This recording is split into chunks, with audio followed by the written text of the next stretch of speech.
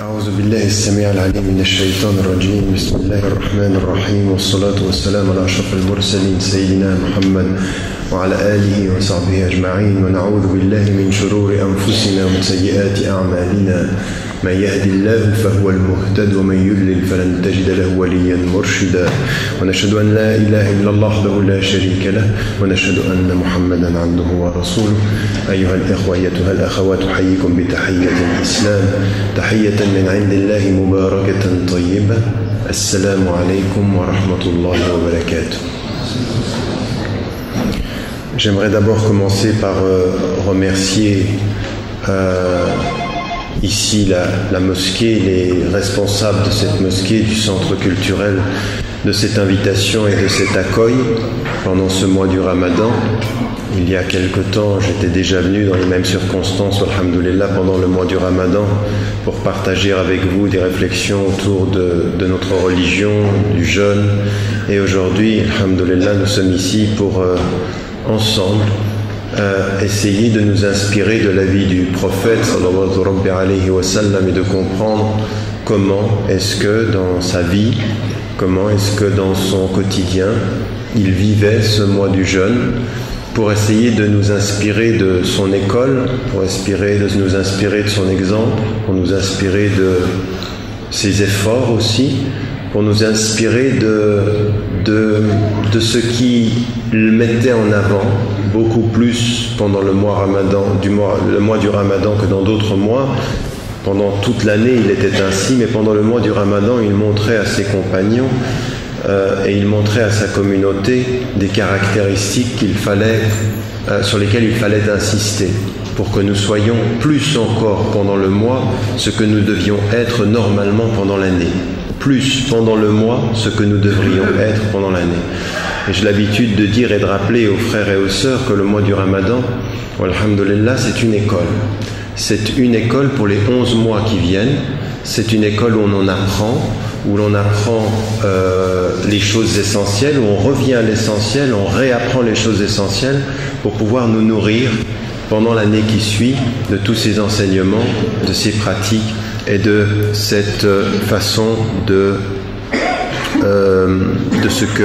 cette façon dont que nous avons eu de nous comporter pendant le mois. Alors, ce que j'aimerais mettre en évidence, c'est que il y a deux sources en général qui nous permettent de savoir comment le prophète alayhi salam était pendant le mois du Ramadan. Il y a bien entendu tout ce qui nous est rapporté dans la sira du prophète alayhi salam, c'est-à-dire sa vie, c'est-à-dire l'histoire de sa vie qui nous est rapportée par Ibn Hisham, des traditionnistes qui nous ont rapporté la vie du prophète alayhi salam, et ensuite il y a eu des compilations, et au travers de sa vie on peut voir qu'à des moments donnés il y avait des choses qui nous sont rapportées sur le mois du Ramadan en particulier. C'est-à-dire qu'il y a tout ce qu'il pouvait faire de sa vie, puis à des moments donnés, il y a des événements, comme par exemple Ghazwat Badr, elle s'est passée pendant le mois du Ramadan, et de la façon dont a été géré cet événement, on peut se rendre compte comment le prophète alayhi salam était, en particulier dans le cas de Badr par exemple, dans la situation du voyage et de la guerre.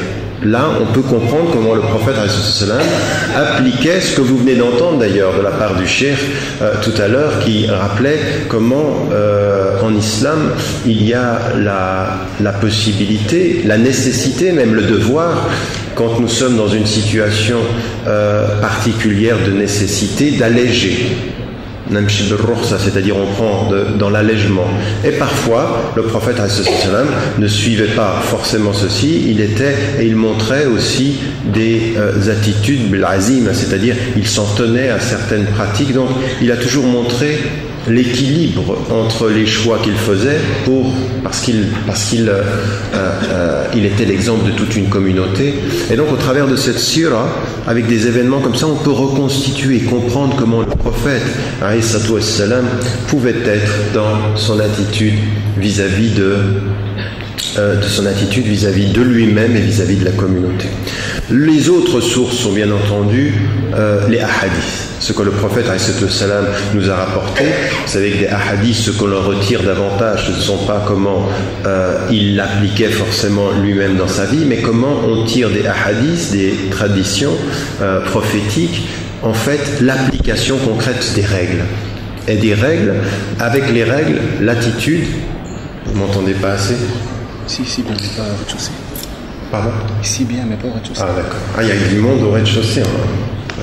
Salam alaikum pour les frères du rez-de-chaussée aussi. Parce que je ne savais pas, donc avec l'intention, je leur envoie salam. Donc, ce que je voulais dire, c'est ce qu'on tire des hadiths du prophète, ce sont des règles, des éléments qui nous permettent de savoir comment il le faisait. Plus que cela aussi, avec les règles, par exemple, tout ce qui nous est rapporté, que vous faites tous les jours, par exemple des invocations, des doigts, dans des situations particulières, juste avant de rompre le jeûne. Tout cela, ça nous vient aussi des hadiths du prophète. Donc ça, ce sont deux sources. Ce sont deux sources qui nous sont rapportées et qui nous permettent en fait de dessiner un tout petit peu la trajectoire du prophète. On ne sait pas tout, parce que des choses ne nous ont pas rapporté, mais on sait énormément de sa façon d'aborder le mois du Ramadan et de s'y engager. Première des choses qui est importante, c'est l'initiation même du mois du Ramadan. C'est-à-dire que ce qui est important, c'est qu'il attendait toujours qu'il y ait des personnes qui puissent témoigner qu'ils avaient vu le croissant de lune et qui puissent dire « le Ramadan commencera demain ». Alors on a, selon certaines traditions, le fait que c'était deux personnes de confiance et que parfois il est arrivé qu'une personne de confiance confirme avec force et donc que le prophète puisse suivre cet avis-là quand commençait le Ramadan. C'est une chose très importante et sur laquelle on n'insiste pas, et vous voyez que dès l'origine, dans tout ce qui va concerner, il y a une attitude dans l'islam qui va nous permettre de comprendre que dans tout ce qui va constituer le doute, c'est l'allègement qui l'emporte sur le renforcement, sur le poids qu'on mettra sur les croyants. Le prophète demandait des croyants qu'ils ne jeûnent pas le jour du doute, parce qu'on ne savait pas si c'était le début du Ramadan. Et regardez, c'est des enseignements qu'on peut tirer du Ramadan, mais qu'on pourra tirer de tout. C'est-à-dire que dans les situations, on est en situation de doute, on ne jeûne pas pour pas ça. On va pas, je doute donc je jeûne. Non, je doute donc je ne jeûne pas, jusqu'à ce que la certitude vienne. Donc, dans les moments d'hésitation, c'est l'allègement qui va l'emporter pour commencer dans la certitude. Et donc aujourd'hui, nous devons comprendre que nous avons les moyens aujourd'hui, et vous connaissez les avis juridiques, là aussi il faut qu'on fasse preuve de sagesse. Le prophète, il allégeait pour apaiser. Nous, il ne faut pas aujourd'hui qu'on se dispute sur des avis juridiques pour appuyer encore plus sur les divisions de la communauté. C'est une attitude comme ceci qu'il faut que vous compreniez au début du mois de Ramadan. Le prophète allégeait et attendait le jour de la certitude et on commence le Ramadan. Les musulmans, ils vivaient tous dans la même région et c'était donc, et ils avaient donc la recommandation coranique et ils allaient de ce point de vue-là, il apaisait les cœurs dans la certitude plutôt que dans le doute. Notez que cette attitude d'allègement et qui va plutôt dans la faveur du croyant dans toutes les situations de doute, oui, elle est dans toutes les situations. Quand vous ne savez pas, vous avez un petit doute comme ceci sur est-ce que j'ai perdu ou non les ablutions par exemple. Oui, il ne faut pas commencer à vous prendre la tête comme ceci en vous disant est-ce que je l'ai perdu et puis passer. Non, il faut partir du principe que sans la certitude que ça n'a été coupé, vous allez. À la barakatillah, bismillah, et vous allez. Sauf si le doute est trop fort. Si le doute est trop fort et que vous ne savez plus, il vaut mieux refaire.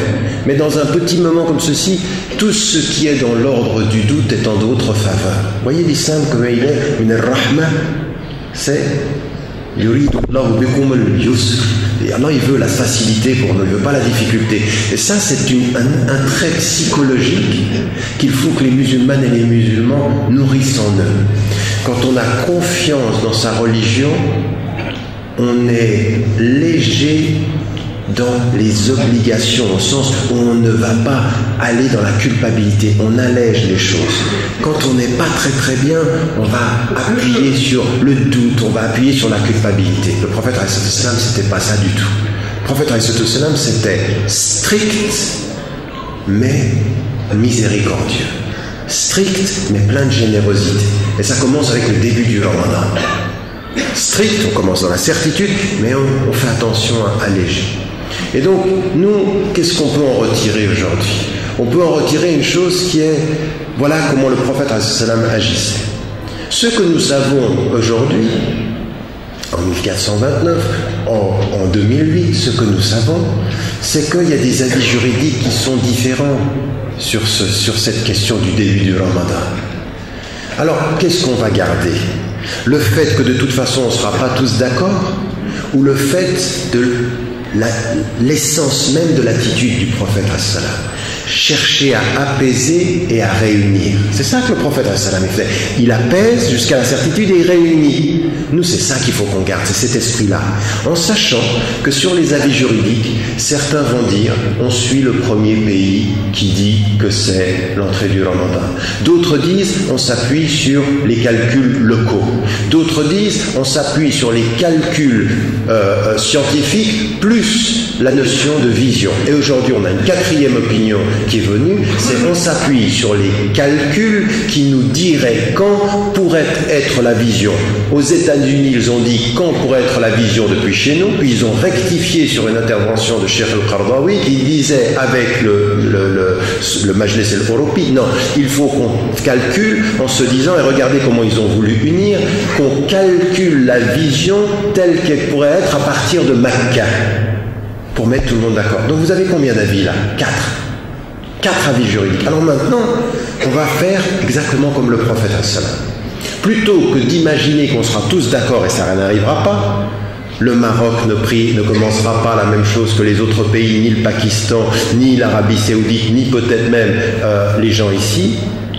On doit suivre une ligne, essayer de réunir la communauté. Le mieux, c'est d'être avec la majorité dans la communauté là où on est, et de savoir une chose. On ne sera pas tous d'accord, mais on va prendre l'esprit du prophète as-salam, qui est être raisonnable par rapport aux avis juridiques et essayer d'unir la communauté. Et unir la communauté, c'est pas entretenir toujours le fait qu'on commence pas. Et cette année, alhamdoulilah, c'était mieux que d'autres années, mais toujours se dire, le but du Ramadan, c'est pas de chercher la division du début, mais c'est l'unité de la foi et l'unité du fait qu'on jeûne ensemble. Alhamdoulilah. Donc retenez ça du prophète as-salam. Dès le début, c'est comme ça. Et donc, il commence avec cette attitude-là. Il y a une chose aussi qui est importante, c'est que le prophète, il nous a rappelé dès le début, donc quand on commence le Ramadan, quand c'est le début, commence tout de suite le Tarawih. Je vais revenir au Tarawih pour en tirer une substance. Mais on va commencer en faisant aujourd'hui, en suivant le prophète sur les traces d'une journée. Il se lève le matin avant le Fajr, et il prend le suhour, c'est-à-dire il va manger. Et le prophète il nous dit ceci, il nous dit dans le suhour baraka, attention, il y a une miséricorde dans ce repas. Il y a une miséricorde dans ce repas, mais attention, c'est pas simplement la miséricorde de ceux qui pensent techniquement qu'il faut se réveiller, non. C'est la miséricorde de ceux qui spirituellement se lèvent pendant la nuit et se préparent à manger pour savoir qu'ils vont s'en priver. Comprenez la différence? La différence, c'est tout ce que vous avez dans l'intention et l'esprit. Vous vous levez pendant la nuit, avant le Fajr, pour commencer effectivement à réfléchir à ce que vous allez faire et vous mangez en sachant que vous allez vous en priver. Le prophète, ce qu'il faisait, lui, c'est qu'il mangeait souvent des dattes. Et qu'il aimait que pendant le suhour, on puisse manger des dattes. Tout l'esprit du suhour dans lequel il y a une miséricorde, c'est une triple dimension. La première des dimensions, c'est la dimension personnelle, du fait de se lever en se disant je vais manger quelque chose pour me priver de manger pour Allah subhanahu wa ta'ala. Donc, je mange, Bismillahirrahmanirrahim, et je cesse de manger Bismillahirrahmanirrahim. C'est au nom de Dieu que je mange et c'est au nom de Dieu que je reste. que je cesse, parce que je vais commencer le jeûne, Bismillah ar-Rahman ar-Rahim. Donc, il y a cette double dimension de la reconnaissance d'Allah dans ce qu'il donne et de la reconnaissance d'Allah dans ce dont on se prive pour lui. Je mange pour toi, je jeûne pour toi et je suis éveillé dans les deux cas. Vous me suivez? Dans les deux cas. Je suis éveillé, je sais ce que je fais. Ça, c'est une première des dimensions, elle est personnelle. La deuxième des dimensions, le deuxième enseignement ici, c'est que dans votre demeure, le fait de réveiller la demeure, le fait de réveiller votre femme, votre mari, vos enfants, et de venir autour de la table pour manger avant de se priver et d'en prier ensemble encore, c'est quelque chose de très important, parce que le mois du Ramadan, c'est le mois de l'individu qui jeûne pour Dieu et de la famille qui se réunit en Dieu. L'individu qui jeûne pour Dieu et la famille qui se réunit. J'ai des souvenirs aujourd'hui, avec un certain âge, j'ai des souvenirs de moments avec mon père, rahimahullah, avec la famille, ça ne vous disparaît jamais. Des moments où vous êtes ensemble autour de la table, pendant la nuit, vous savez que tout le monde autour dort, quand ils ne sont pas musulmans, nous on était dans un lieu, il n'y avait pas de musulmans, mais cette atmosphère, elle est magique, elle est tout à fait particulière, on est en famille. Ça, il faut le faire. Et surtout pas de télévision. Vous n'allez pas mettre la télévision avant le Fajr quand même. Parce qu'il y en a qui sont branchés avec des satellites là-bas encore. Non, on est dans la lumière de la maison et dans l'intimité de la famille. C'est tellement... Là, vous sentez le baraka. Là, vous mangez ensemble. Et vous mangez ensemble bidhikr, c'est-à-dire Bismillah ar-Rahman ar-Rahim, alhamdulillah. Tout ça, ce sont des choses qui sont tellement importantes. C'est la deuxième dimension. Donc ce que je disais, il y a deux enseignements. Celui qui est l'enseignement individuel et celui qui est l'enseignement familial dans la baraka du suhour. Il y a une chose aussi dont on peut tirer un enseignement. Le prophète, d'ailleurs, que ce soit fait suhour ou que ce soit fait l'iftar, on va y venir, il aimait qu'on rompe avec les dates. Et vous allez voir une chose qui est assez intéressante dans ce qu'on peut tirer comme enseignement. C'était le goût du prophète, c'était la culture des gens de la Mecque et de Médine, c'était de manger des dates pour rompre, c'était quelque chose d'important. Aujourd'hui, on doit en tirer un enseignement. Quand la majorité d'entre vous, vous faites le suhour, aujourd'hui, on suit les traces du prophète et on va manger jusqu'au début du Fajr. Alors, il y en a qui ont ajouté historiquement le temps de l'imsak, c'est-à-dire un temps de sécurité pour ne pas dépasser le temps. La règle étant que quand le Fajr entre et quand l'appel entre, doit cesser de manger. Ce qui demeure ici en matière de regarder le principe et la culture. Le principe de l'islam, c'est tu manges quelque chose parce qu'il y a une baraka et tu t'arrêtes au moment où entre le Fajr. La culture, ça peut être le goût de ce que tu manges. Et aujourd'hui, beaucoup d'entre vous, quand vous vous levez le matin, vous pouvez manger peut-être des dates, mais certains d'entre vous vont peut-être manger la nourriture que vous trouvez du lieu où vous êtes. En général, on continue à faire des repas qui viennent du Maroc quand on est marocain, de l'Algérie, même des repas qui sont ici. Et ce qu'on retient, c'est quelque chose d'extrêmement important. Le principe reste, même si la forme peut changer. C'est-à-dire que c'est une sunna, la date. C'est pas wajib, tu manges qu'une sunna et tu manges rien d'autre. Si vous allez dans mon pays, en Égypte, et que vous allez manger le matin, s'il n'y a pas du foul, rien fa. Faites le foul. Pourquoi? Parce que c'est le plat. Et au Maroc et dans tous les pays, on a une culture. Regardez ce qui est important. C'est-à-dire, il faut qu'on sache garder les principes et savoir qu'il y a des goûts, qu'il y a des choses. Même si à des moments donnés, il faut aussi garder quelque chose qui peut nous lier au prophète. Raison pour laquelle la date du suhour, elle n'est pas exactement la même que la date de l'iftar. Aujourd'hui, pratiquement partout à travers le monde, même dans les coins les plus reculés, même dans les familles des gens qui se sont convertis, en Asie, en Afrique, très souvent, le suhour n'aura pas forcément de date, mais l'iftar, on rompt avec la date. Parce que le prophète, il rompait le jeûne avec des dates fraîches quand il y en avait, ou des dates sèches quand il n'y en avait pas. Il rompait le jeûne avec les dates. Et nous, on a gardé ça. Et ça, c'est à la fois quelque chose, vous n'êtes pas obligé, c'est une sunna, oui, de rompre avec la date, c'est une sunna. Mais elle reste une sunna très importante. Pourquoi? Parce que le sens de la date liée au jeûne, ça nous met, ça psychologiquement, ça a un effet. Vous le savez tous. Le fait de prendre une date et de rompre le jeûne avec la date, ça a un effet psychologique qui nous lie comme ceci avec la personne du prophète, parce qu'on sait que c'était comme ça qu'il faisait.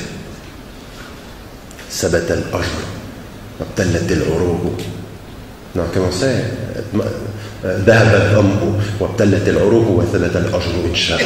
Donc c'est ce qu'on dit au moment où on va rompre le jeûne, c'est la récompense est assurée, les vaisseaux se sont humectés, se sont modifiés et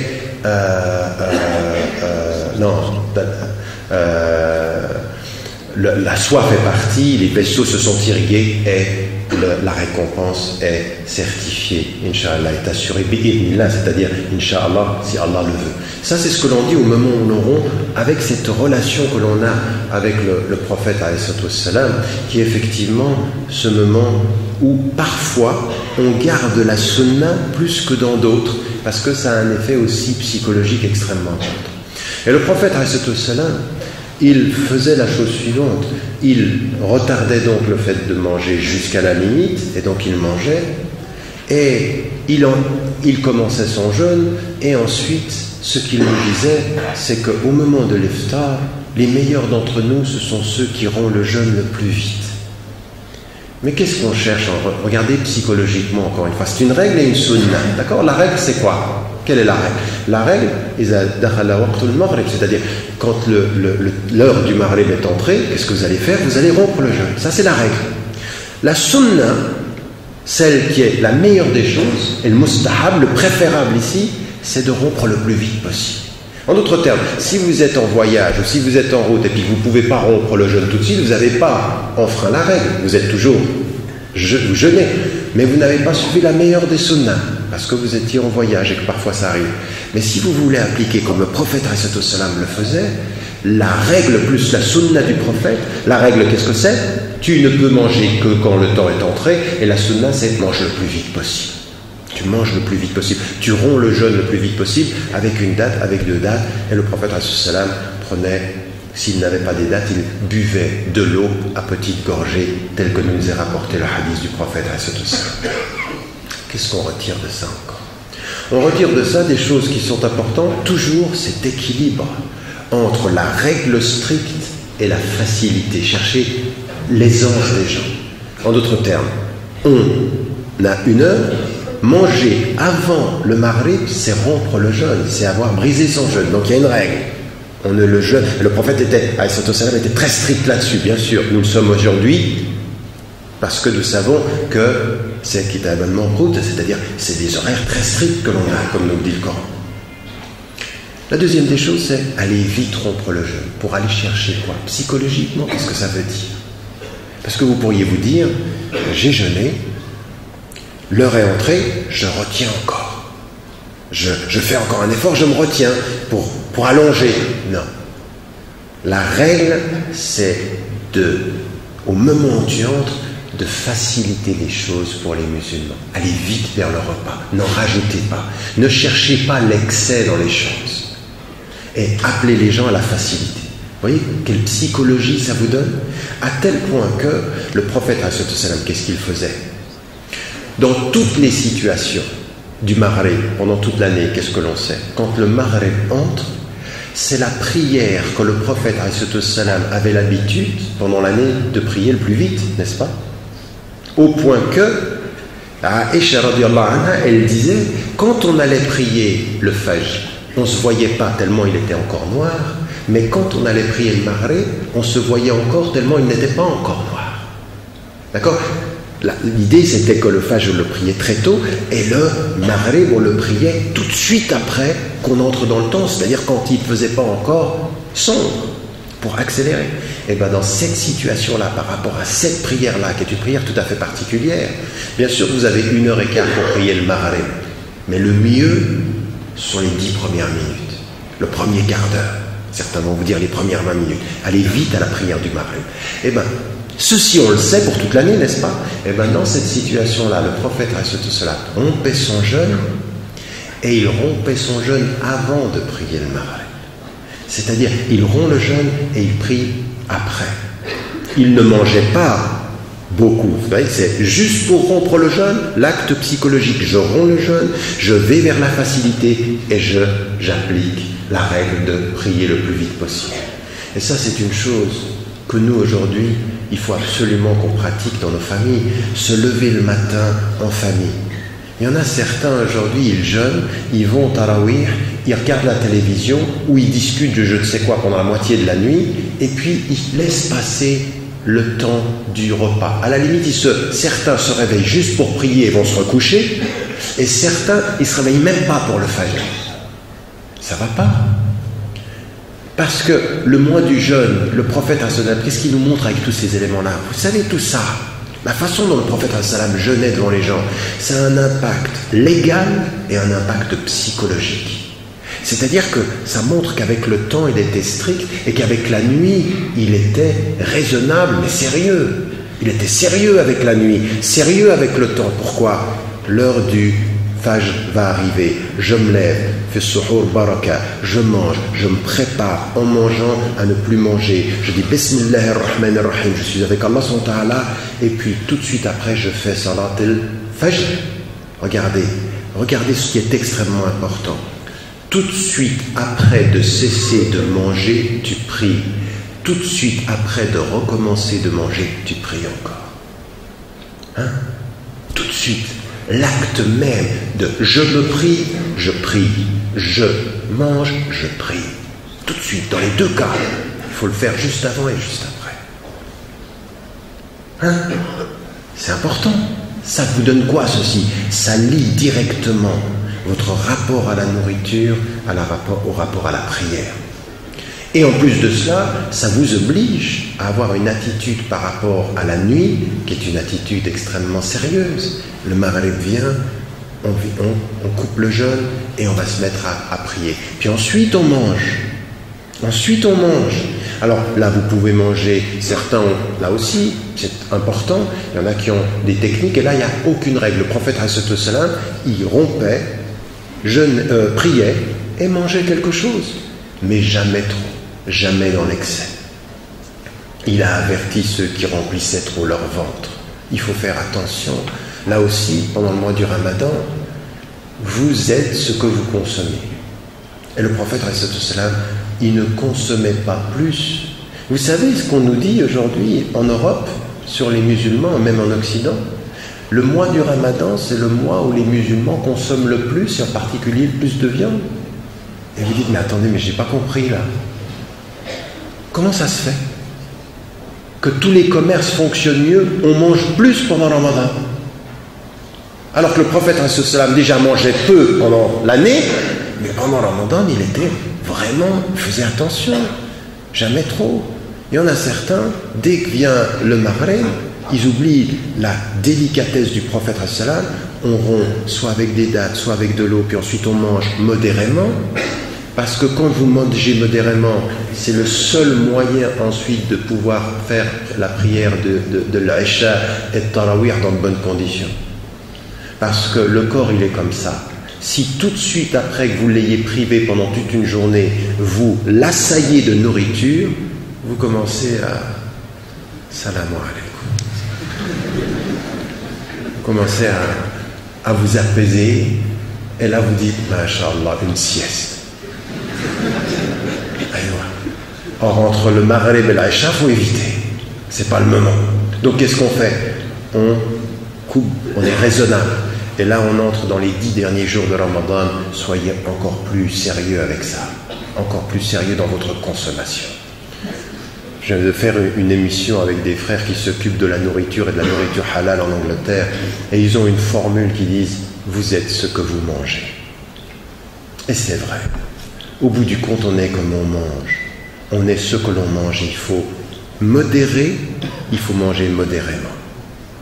On est dans le halal, on mange la nourriture que l'on veut être halal pour nous. Vous voyez, il y a un miroir, et toujours dans la modération.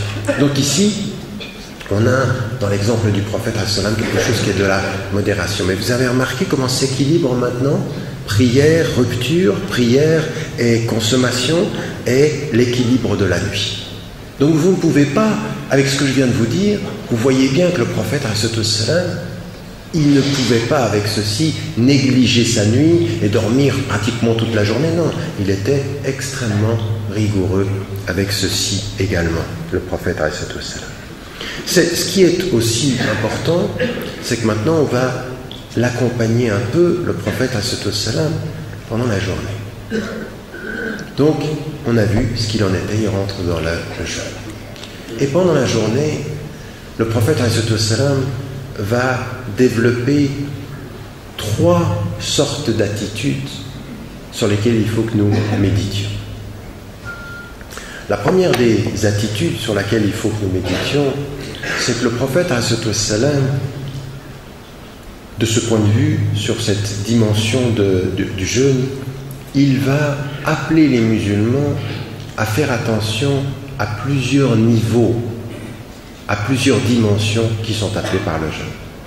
La première des choses, c'est qu'il nous dit que pendant le jeûne, pendant que nous nous privons, alors les choses sont extrêmement simples, on connaît les règles, pas de boisson, pas de repas et pas de relations physiques et sexuelles pendant la journée.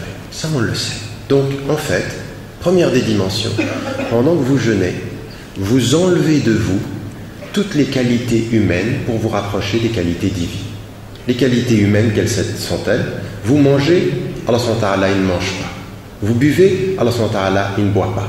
Vous avez des besoins physiques, Allah subhanahu wa ta'ala n'a pas ces besoins physiques. En fait, on enlève de nous-mêmes tout ce qui est proche de l'humain pour spirituellement nous approcher du divin. Première des dimensions. Et cela, ça va nous mettre dans un état psychologique où les choses vont changer. Vous l'avez tous remarqué, quand vous jeûnez, votre rapport au temps, votre rapport aux gens, votre rapport à vous-même change par la force des choses. C'est pas la même chose. Vous sentez bien qu'il y a quelque chose qui change. Même après 20 jours, il y a toujours quelque chose qui change. On n'a pas le même rapport au temps. Et on n'a pas le même rapport à la consommation, bien sûr. Première des choses, donc, c'est cette dimension. La deuxième des dimensions, sur laquelle insiste le prophète, c'est de la même façon que vous jeûnez quant à ce qui doit entrer dans votre corps, il faut que vous jeûniez quant à ce qui va en sortir. Vous allez vous retenir de faire entrer de la nourriture et vous allez vous retenir de faire sortir des insultes. Vous êtes dans un état de maîtrise. Ce qu'il nous a dit dans l'essentiel, oui,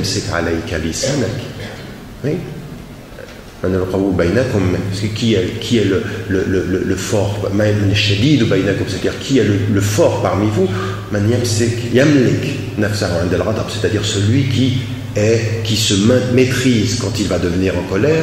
Ça, ce sont toutes des choses qui sont renforcées pendant le mois du Ramadan. Maîtriser sa langue, maîtriser sa personne quand on va être en colère, et quand quelqu'un vient vers vous, qu'il va vous attaquer, qu'il va vous agresser, qu'est-ce que vous dites? Je suis en état de jeûne. Et je suis en état de jeûne, ça veut dire je ne mange pas, je ne bois pas, et je me maîtrise quant à mes propos. C'est ce que je disais tout à l'heure. Vous avez des situations comme celle-ci, il faut les gérer. Qui sont les mieux dans ces situations-là? Ceux qui apaisent. Alhamdulillah, ça va aller. On ne répond pas à l'insulte par l'insulte, on répond à l'insulte par le sourire. On répond par l'agression, par la paix. Se souvenir des choses qui nous sont dites dans le Coran, il faut encore les appliquer beaucoup plus pendant le mois des Ramadan. Salama. On est là pour ça. Le mois du Ramadan, c'est le mois où les portes du paradis sont ouvertes, les portes de l'enfer se ferment, où les anges sont plus là. Il y a une atmosphère tout à fait particulière. C'est là où il faut, à plus forte raison, faire comme le prophète alayhi salam. Et le prophète alayhi salam, il avait un souci particulier de verbe, de ce que l'on dit, de ce que l'on ne dit pas, de se maîtriser pendant le mois du Ramadan. Et donc ça, c'est aussi une chose qui est importante. C'est la deuxième des dimensions et qui va faire dire à l'imam Abu Hamid al-Ghazali, qui va lui faire dire, il y a plusieurs niveaux de jeûne. Il y a le jeûne de la masse, c'est ce qui est physique. Oui, c'est ce qui est physique. C'est-à-dire, pas manger, pas boire, c'est physique, c'est ce que nous faisons tous. Tout le monde fait ça, tout le monde jeûne du corps. Puis ensuite, il dit, il y a un autre niveau qui est celui du jeûne des membres, c'est-à-dire des mains, des yeux. Et là, c'est le jeûne de quoi? C'est le jeûne où on va se prévenir de faire des choses qui ne sont pas bien, c'est-à-dire de regarder des choses qui ne sont pas bien, d'écouter des choses qui ne sont pas bien, de dire des choses qui ne sont pas bien. Donc on jeûne avec ses oreilles, on jeûne avec ses yeux, on jeûne avec sa bouche, on jeûne avec...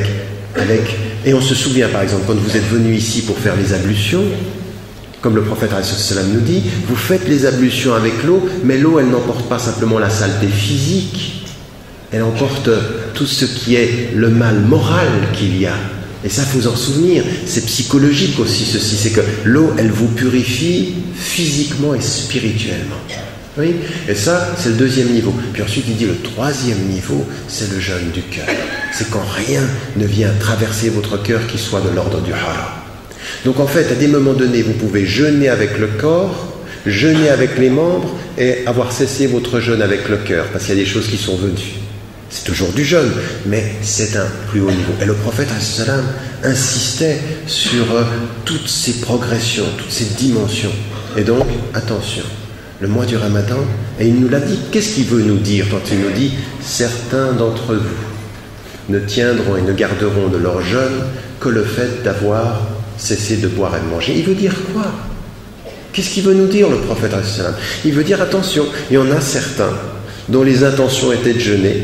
Et ce que Allah a vu d'eux, c'est qu'ils ne mangeaient pas et qu'ils ne buvaient pas et qu'ils se éloignaient de tout ce qui était physique pendant la journée. Voilà ce qu'ils faisaient. Mais, Allah il veut plus de nous. Il veut une intention qui est de le faire pour lui. C'est pas simplement de se... Donc, l'intention de le faire pour Allah, il nous dit dans le hadith al-Qudsi, le jeûne, il est pour qui? Il est pour Allah, il est quelque chose de tout à fait particulier par rapport au pilier. Le jeûne, il est pour Allah. Pourquoi? Parce que c'est le pilier par excellence, qu'il est le seul qui peut vérifier absolument. C'est-à-dire qu'aujourd'hui, là par exemple, si je viens et je vous dis, moi je jeûne, il y en a un d'entre vous qui peut me dire que j'ai tort ou que j'ai raison. Vous ne pouvez pas le savoir. Peut-être que là, derrière, là, j'ai mangé quelque chose. Ou qu'il y en a un là d'entre vous, il fait le jeûneur et il n'est pas jeûneur. Il n'y a que deux personnes, deux êtres qui le savent. Lui-même et Allah SWT. Parce que lui, il sait ce qu'on montre et ce qu'on cache. Allah SWT, il sait ceci. Donc c'est pas possible. C'est la seule chose, c'est que lui qui sait jusqu'à où. Alors il sait ça, mais il sait aussi nos intentions. Est-ce que, parce qu'il y en a certains, ils viennent, ils ne pratiquent pas leur religion pendant toute l'année, ils ne font rien par rapport à l'islam, mais il n'y a que le jeûne qui les intéresse. Et parfois, vous apercevez que c'est familial. C'est plus familial, la famille le fait, je le fais. Parfois, il y a un souci religieux vraiment. Alors attention, innamal a'malu binniyat, on le sait, les actes valent pour les intentions et c'est toujours bon ceci. Et quand quelqu'un le fait parce que c'est familial et culturel, ne lui dites pas ton jeûne ne vaut rien. Non, non, non, ça vaut toujours quelque chose. Il faut toujours avoir la première intention, c'est de le faire pour Allah, mais on peut ajouter d'autres intentions, la famille, des choses. C'est pas un mal ça, tant que la première intention est là. Mais il y en a certains qui viennent avec la deuxième intention, c'est la famille, c'est il faut que je le fasse parce que ma famille le fait. Ne les revoyez pas loin, gardez-les, parce qu'il se peut que par là ils évoluent vers la première intention de le faire pour Allah. Donc attention de ne pas juger trop vite ce que font les gens, parce que certains effectivement ils jeûnent et ils prient pas. Ça arrive, il y en a, ils jeûnent, et alors leur soirée, c'est pas la même chose que la journée. J'insiste pas. Donc, de ce point de vue-là, il faut les laisser venir. On les laisse venir parce que ce sont des pas qui peuvent amener vers l'amélioration. Laissez les gens aller à leur rythme. Et donc, le prophète, alayhi salam, première des dimensions, se préserver de son corps, tout ce qu'on a dit.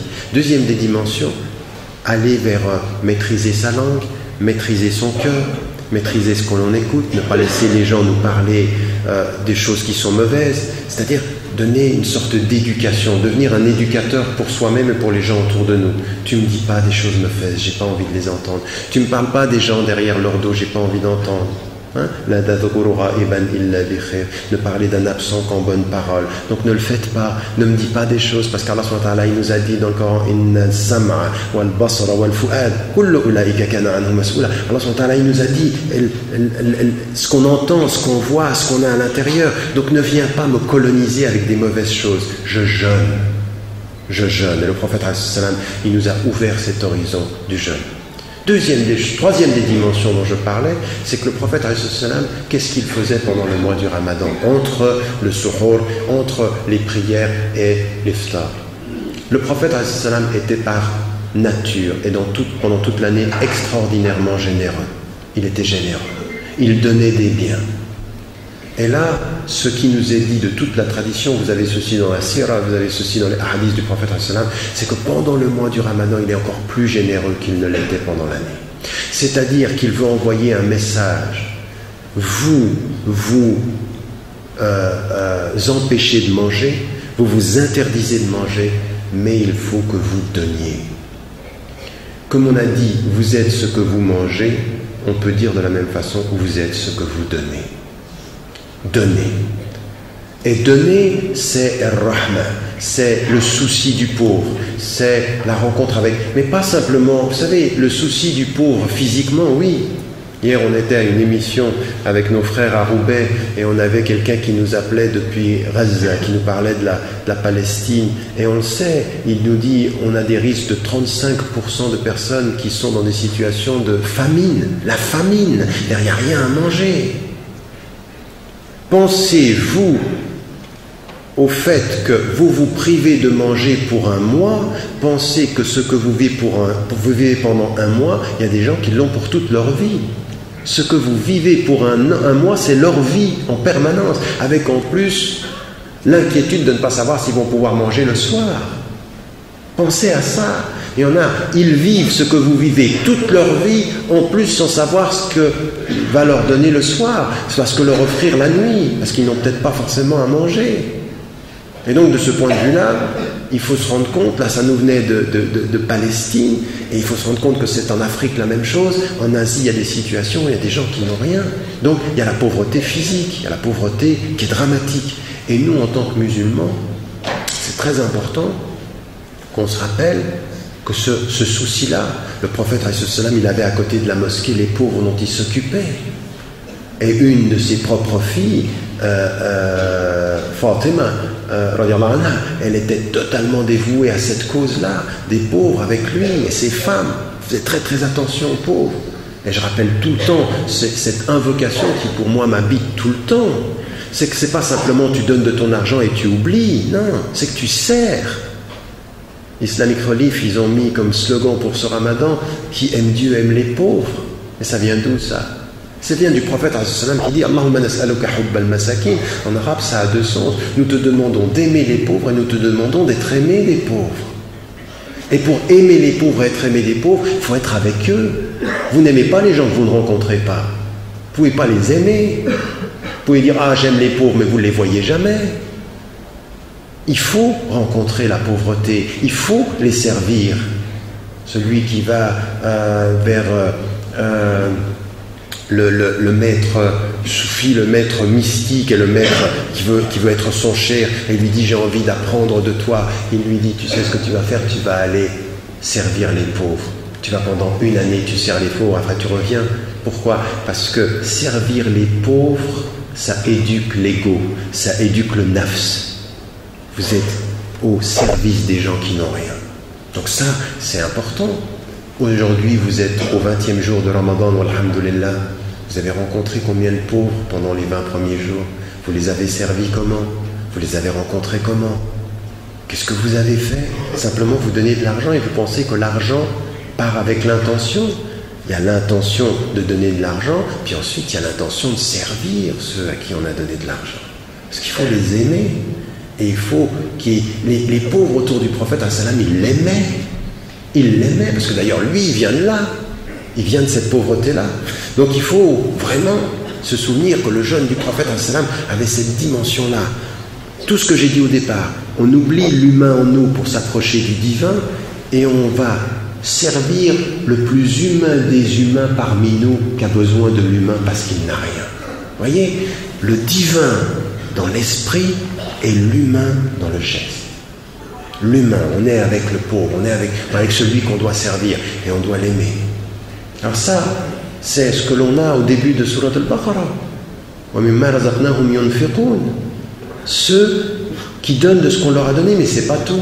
Vous êtes en Belgique, vous êtes dans une communauté et il y a la préoccupation il faut s'occuper de ceux qui sont dans le besoin. Shahr Ramadan, c'est le shahr où on se prive pour vivre la situation du besoin. Oui, on est dans le besoin.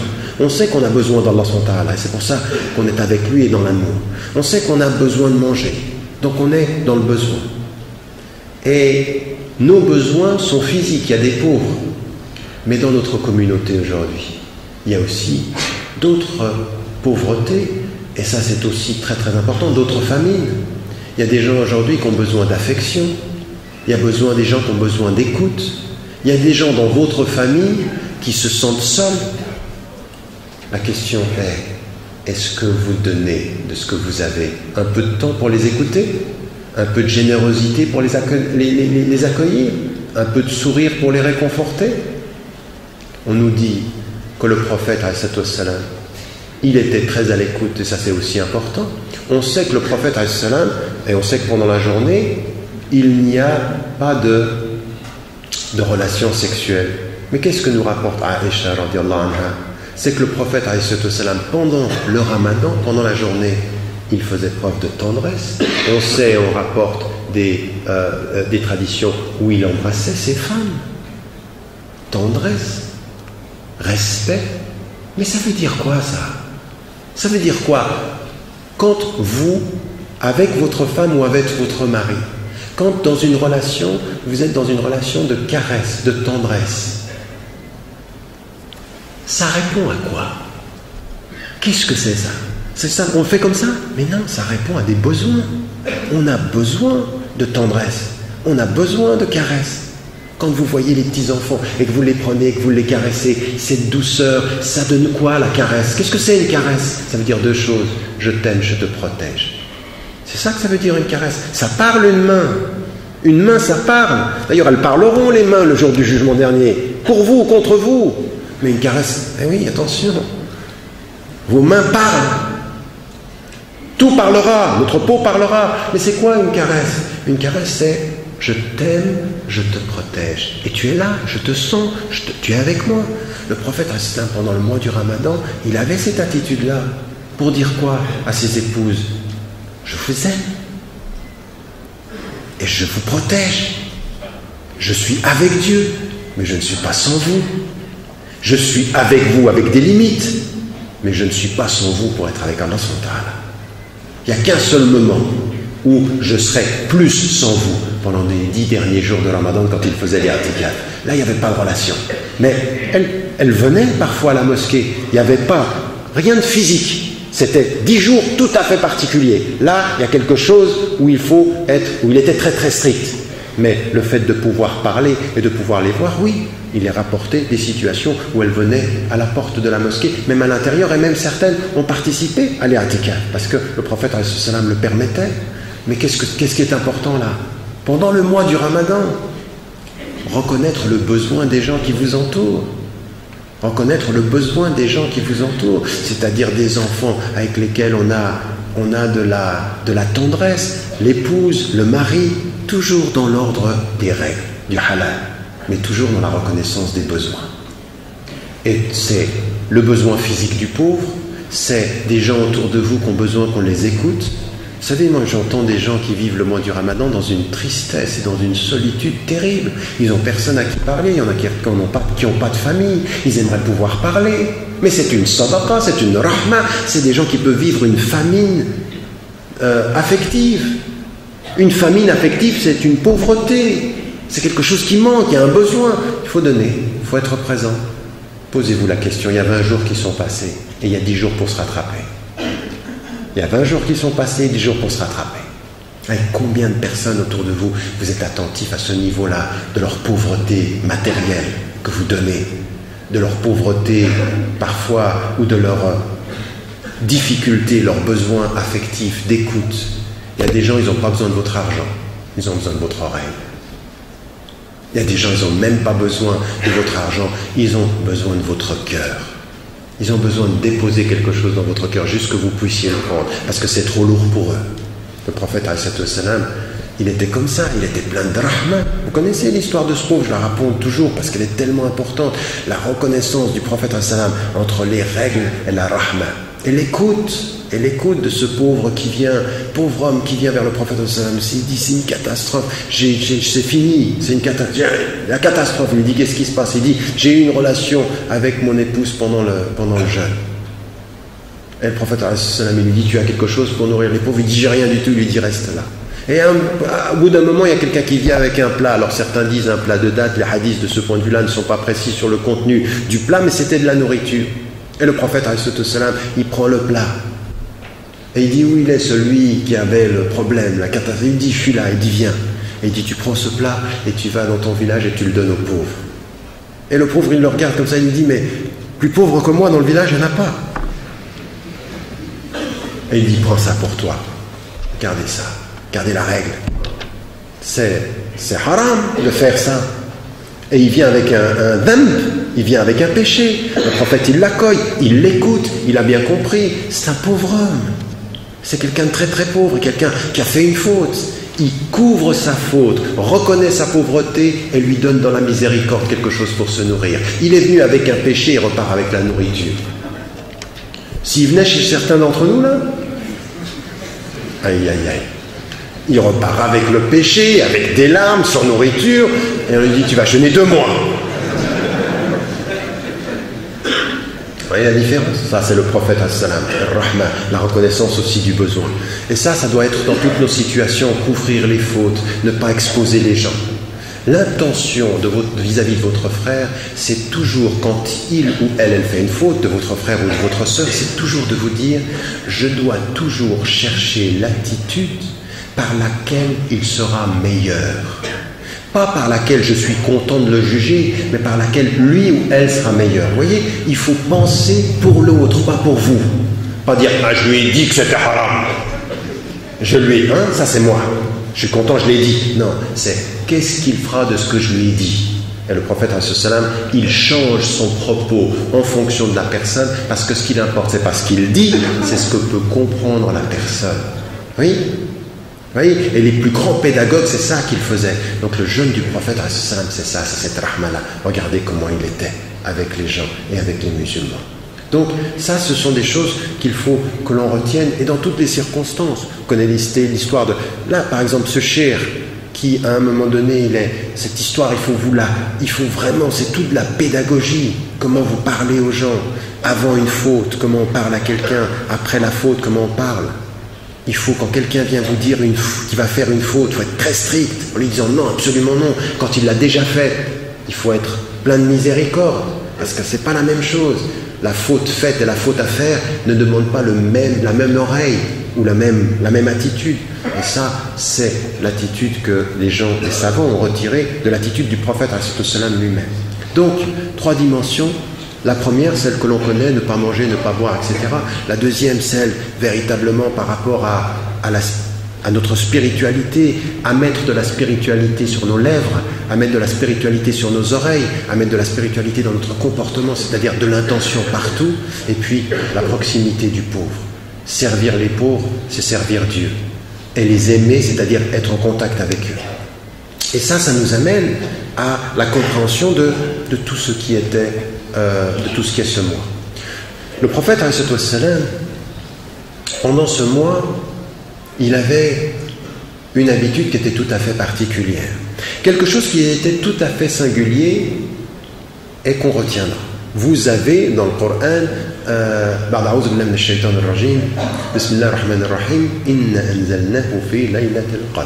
nous l'avons fait descendre dans la nuit du destin ou dans la nuit du pouvoir. Ça a plusieurs, vous pouvez traduire le mot de plusieurs façons. Ce qu'on dit en général, c'est la nuit du destin.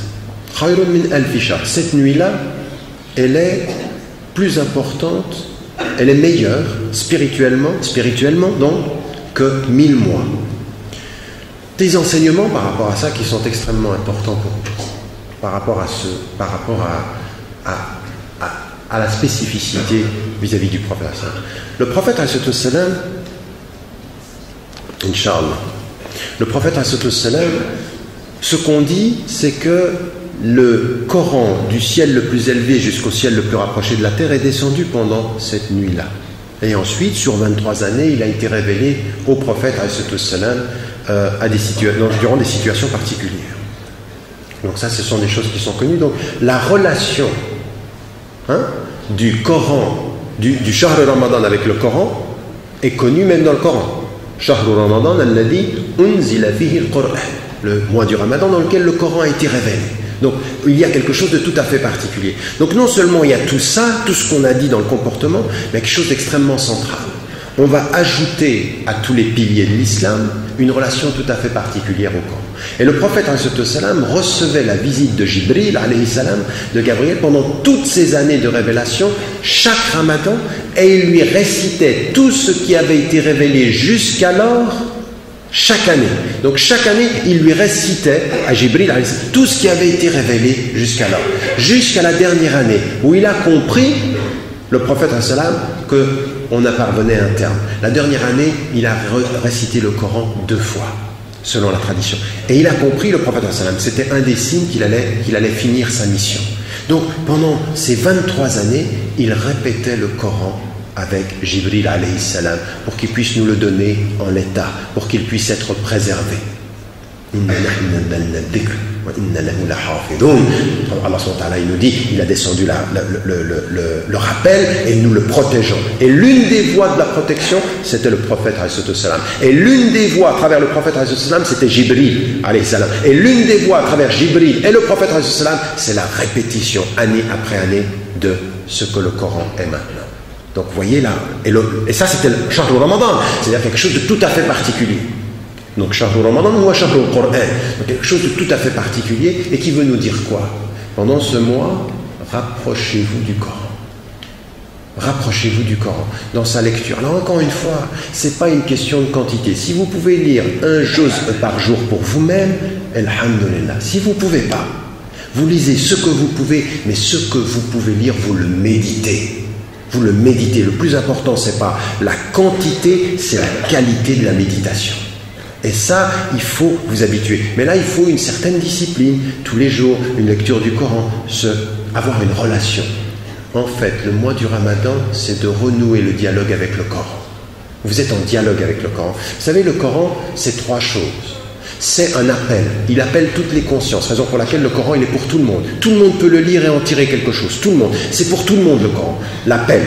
Pour ce qui est, venez à Allah subhanahu wa ta'ala, rappelez-vous des choses essentielles. La deuxième des choses que vous trouvez dans le Coran, c'est un miroir. C'est toutes les histoires des prophètes.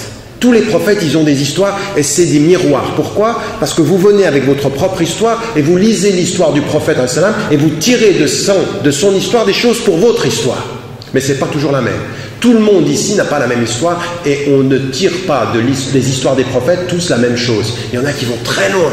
Des fois, vous entendez des chouyours qui vous font un tafsir, vous dites, mais où est-ce qu'il est allé chercher ça? Ça vient aussi de ses études, ça vient aussi des expériences. Et il va chercher une histoire qu'on vous raconte, c'est un miroir. Et c'est pour ça que nous sommes tous un peu des enfants. Allah subhanahu wa ta'ala, il nous connaît, il sait que nous sommes des enfants qui écoutons les histoires. Mais il sait aussi une chose, quand une histoire nous est racontée, par exemple, Moussa alayhi salam, ou Isa, ou du prophète alayhi salam lui-même, ou de tous les prophètes, on écoute l'histoire et puis on projette dans l'histoire des choses qui nous parlent à nous. Et la troisième des choses qu'on trouve dans le Coran, c'est des ahkam. Et ça, c'est pour les ulama. Ça, c'est pour les gens qui ont fait des études. C'est pas n'importe qui prend le Coran. Tu peux prendre le Coran, il y a un niveau, il est pour toi. La dimension spirituelle, le dialogue avec Allah subhanahu wa ta'ala, tout ça c'est pour toi. La deuxième, c'est les histoires. Tu prends, tu écoutes les histoires, tu en tires. Et les ahkam, c'est-à-dire les règles, c'est pas pour toi. Ça c'est pour des gens qui ont lu l'ensemble du Coran, connu les règles, qui connaissent la sunna et qui, avec les deux, peuvent tirer des choses. Il y a un niveau de lecture du Coran. Et l'ahkam, c'est pas donné à tous les musulmans, il faut des études. Mais le Coran est pour tout le monde dans les deux autres niveaux. Vous me suivez? Et donc le prophète, lui, pendant ce mois-là, avait une relation tout à fait particulière au Coran. Et nous, chacun d'entre nous, il faut al-qira'a at-ta'abbudiyya, c'est-à-dire qu'est-ce qu'on fait? Doucement, pas vite, pas trop vite, mais on réfléchit à ce qu'on lit. Et puis si on le lit en arabe, ala barakatillah, si on a besoin de la langue étrangère, on le lit en arabe et on lit la traduction. Puis si on n'a pas l'arabe, on le lit en français. Chacun selon son niveau. Mais il faut garder cette proximité avec le texte. Voilà comment le prophète était pendant la journée. Il était très très proche du Coran. Et vient s'ajouter à cela ce qu'il a fait au tout début. Et le prophète regardez encore une fois. Regardez encore une fois le jeûne du prophète. Pendant les premiers temps, au départ, qu'est-ce qu'il a fait? Il est allé à la mosquée, puis il a prié Salat al-Tarawih. Alors Salat al-Tarawih, on a 8 plus 3, on a 20 plus 3. Ça, c'est aujourd'hui des écoles juridiques on est d'accord là-dessus, c'est des choses qu'on accepte, on ne va pas se disputer sur des choses qui sont secondaires à partir du moment où le principe du Tarawih est là.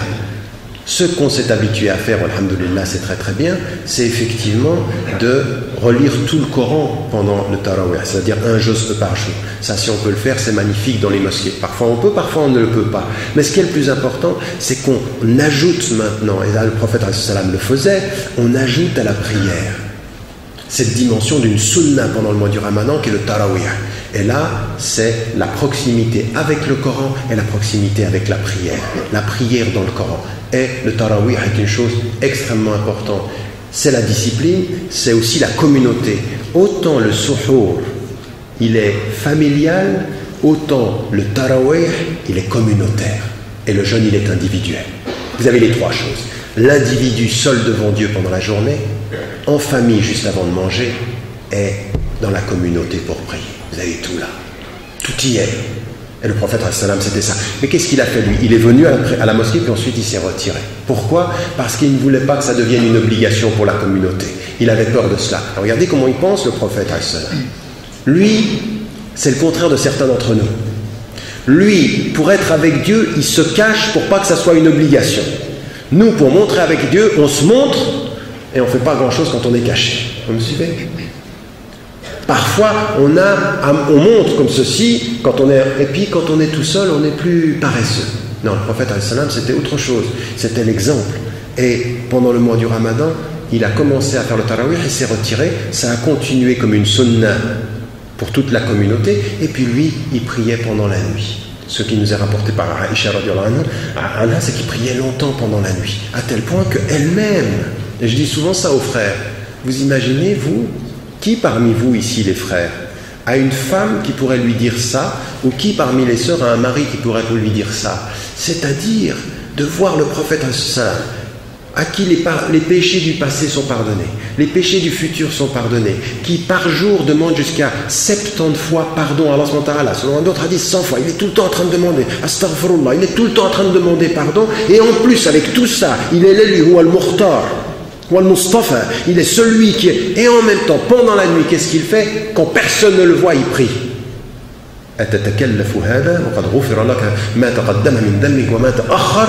Aïcha qui lui dit, mais est-ce que tu n'exagères pas quand tout a été pardonné, le présent et le passé? Est-ce que je ne dois pas être un serviteur qui remercie? Regardez le prophète, loin de tout le monde, il se réveille. Et ça, c'est aussi la qualité de la proximité, c'est-à-dire la prière de la nuit pendant le mois du Ramadan. Donc si vous avez le tarawih, si vous avez aussi la prière de la nuit, et là on rentre dans les 10 dernier, et là il faut ajouter à la prière de la nuit, le prophète quand il rentrait dans les 10, il rentrait dans la mosquée, et dans la mosquée il y restait, il n'en sortait que quand il y avait une chose qui était importante à faire, sinon il y restait, il avait sa tente au fond de la mosquée, il dormait ici, il pouvait recevoir ses femmes à la porte mais il ne sortait pas, pas de relation, la prière pendant 10 jours, les invocations pendant 10 jours, les i'tikaf, ça nous est pas toujours donné, on a du travail pour certains, mais même si on ne le fait pas dans la mosquée, il faut s'habituer pendant ces 10 derniers jours à avoir une relation tout à fait particulière avec la prière, avec le jeûne. Ça, c'est très important pour suivre les traces du prophète. Et lui, il était de cette façon-là. Il avait cette dimension-là. Je vais prendre encore 3 minutes, Inch'Allah, je m'arrête, pour qu'on puisse être dans les temps. Donc, le prophète, avec les i'tikaf, c'était ça son jeûne. Et c'était comme ça qu'il pouvait être. C'est-à-dire, tout à coup, il prend aussi une dimension personnelle d'être beaucoup plus strict avec lui-même, et c'est comme ça qu'il entre. Alors, nous, maintenant, on va rentrer dans les 10 derniers jours. Et ces 10 derniers jours, ils sont importants parce qu'il y a les atikaf et qui montrent la symbolique de cette dimension-là, mais il y a une deuxième chose qui est importante. Cette deuxième chose qui est importante, c'est que, effectivement, c'est pendant ces chiffres impairs, ces nuits impaires, qu'il y a Laylatul Qadr, c'est-à-dire cette nuit du destin. Et n'oubliez jamais que le prophète a essayé de sortir vers sa communauté pour annoncer quand est la prière, la nuit du destin. Et qui est-ce qui l'a? Regardez ce qui s'est passé. Qui est-ce qui l'a empêché de le dire? 2 musulmans qui se disputaient. Et il est sorti pour la dire, et il dit, vous vous disputiez, vous m'avez fait oublier ce que j'allais dire, cherchez-la dans les nuits impaires des 10 derniers jours. Ce pourquoi nous cherchons, c'est parce que 2 musulmans se sont disputés. Et ça devrait nous faire réfléchir. La dispute entre les musulmans qui a fait qu'on l'a perdu. Quoi? Une nuit qui vaut plus que 1000 mois. Alors, alhamdoulilah, parce qu'en la cherchant, elle peut être à plusieurs endroits et ça nous pousse psychologiquement à avoir une autre attitude. Même si certains d'entre vous, la 21e, la 23e, la 25e, ils s'en moquent, ils se disent c'est la 27e. Ah non, il n'a pas dit ça. Il faut la chercher.